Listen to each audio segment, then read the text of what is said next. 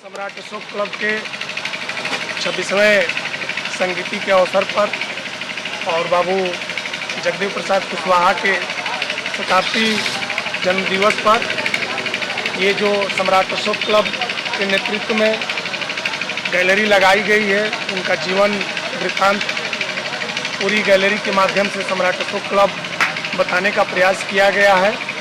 और हमारे साथ में सम्राट अशोक क्लब के शुरुआती दौर से संस्थापक जी के साथ कार्य करने वाले बड़े भाई रामेश्वर कुशवाहा जी और धनंजय प्रियदर्शी जी, यहाँ के वर्तमान ब्लॉक प्रमुख प्रतिनिधि संतोष कुशवाहा जी, उत्तर प्रदेश जिला महासचिव के साथ ये गैलरी के बारे में कुछ मैं बताना चाह रहा हूँ संक्षिप्त में जगदेव बाबू के जीवन के बारे में।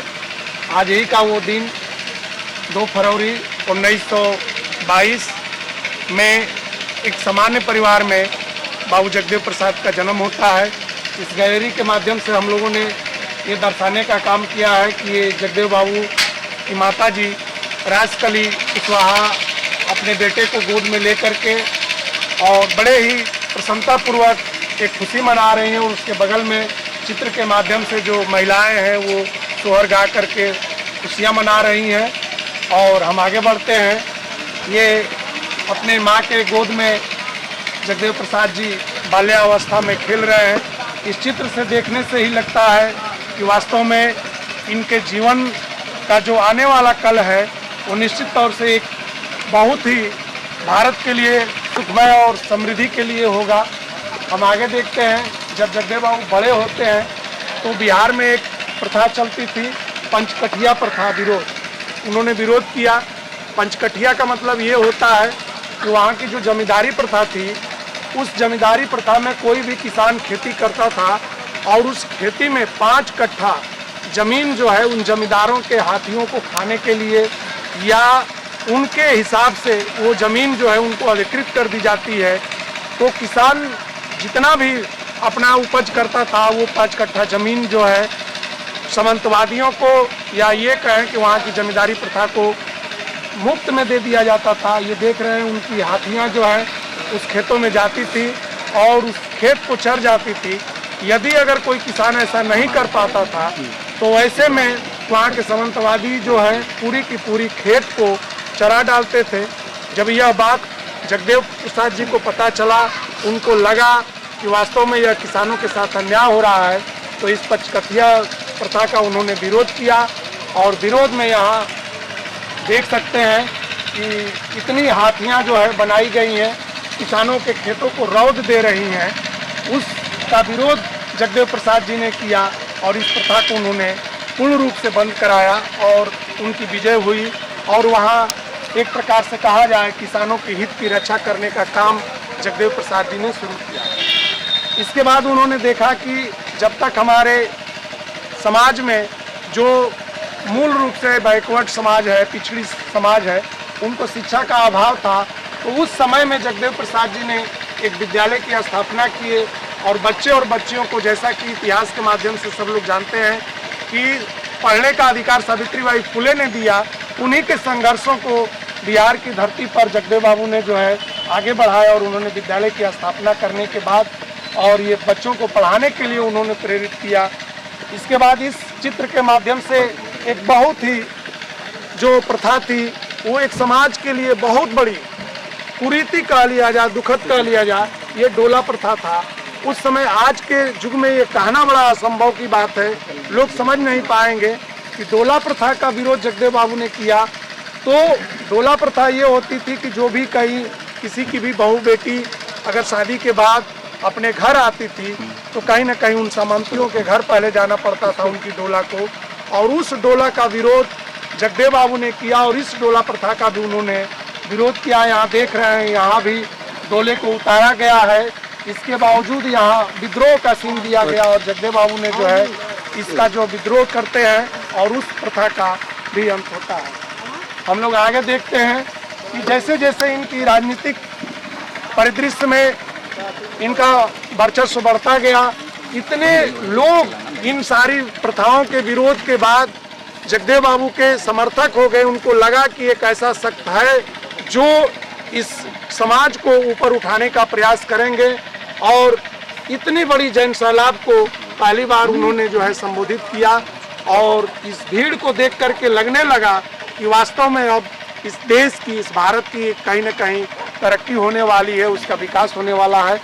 इसी परिदृश्य को देख करके जब रूस में कम्युनिस्ट की क्रांति थी, उसका वहाँ का एक महान विद्वान पालगार्ड जो है, जगदेव बाबू की बातों को जब रूस तक फैलती है तो पालगार्ड को ऐसा लगा कि भारत में कौन ऐसा व्यक्ति है जो पूर्ण रूप से कम्युनिस्ट है लेकिन कम्युनिस्ट पार्टी में नहीं है। चूंकि ये कम्युनिस्ट पार्टी में नहीं थे और इन्होंने जो है पालगार्ड वहाँ का बहुत ही, जैसे आप लोग इंटरव्यू लेने के लिए आप लोग हम लोगों के बीच में आए हैं, रूस से पालगार्ड जो है भारत आते हैं और जगदेव बाबू से इंटरव्यू लेते हैं। और जगदेव बाबू ने जो कम्युनिस्टों की बात है, कम्युनिस्ट का परिभाषा उन्होंने समझाया कि कम्युनिस्ट का संघर्ष क्या होता है, तो भारत के कम्युनिस्टवादी में और रूस के कम्युनिस्टवादी में उन्होंने डिफिनीशन किया और पालगार्ड को मानना पड़ा वास्तव में कि जो जगदेव बाबू की लड़ाई है वो सच्चा कम्युनिस्टी लड़ाई है। इसके बाद ये जगदेव बाबू जो है विधानसभा पहुंचते हैं।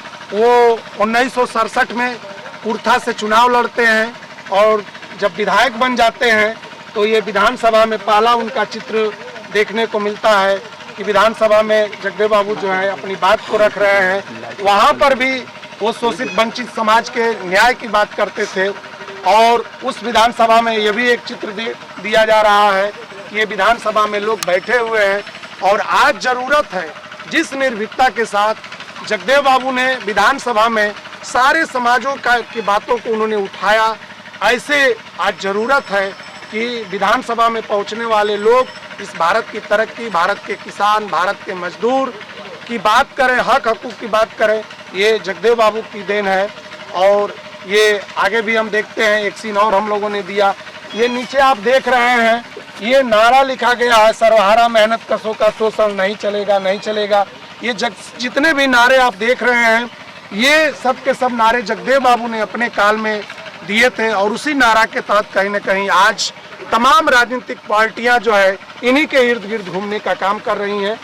यहाँ देखते हैं जगदेव बाबू विधानसभा में अपनी भाषण देने के बाद सबसे बड़ी एक दुखद घटना घटती है कि 5 सितंबर 1974 को जगदेव बाबू कुर्था के मैदान में एक बहुत विशाल जनसभा को संबोधित करते हैं। मैं आपके कैमरे से चाहूँगा कि इस सीन को दिखाएं और ये भारत की राजनीति का एक बहुत ही बड़ा दुखद घटना होती है जो पूरे इतिहास को पलट देती है। ये 5 सितंबर 1974 को कुर्था के मैदान में इतनी बड़ी जनसभा को संबोधित कर रहे थे, लेकिन कुछ षड्यंत्रकारियों ने बहुत पहले से ही जगदेव बाबू के पीछे लगे हुए थे कि इनको किसी तरह से राजनीतिक जो है रूप से इनकी हत्या की जाए। लेकिन उसमें जब सफल नहीं होते हैं तो यहाँ देख रहे हैं सामने पिस्तौल दिख रही है और ये जगदेव बाबू को खुले मंच पर उस समय की शासन व्यवस्था के अनुसार, जैसा इतिहासकारों ने लिखा है कि डीएसपी खुले मंच पर जगदेव बाबू को गोली मार देते हैं और एक ऐसे सूरज का अंत होता है जो भारत के एक इतिहास लिखने का काम कर रहे थे।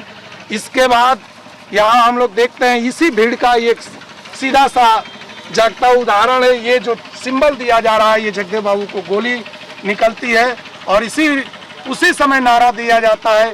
लोग कहते हैं कि सैनिक नेता कभी भी जो है गोली खा करके, टैबलेट खा करके नहीं बल्कि गोली खा करके मरते हैं।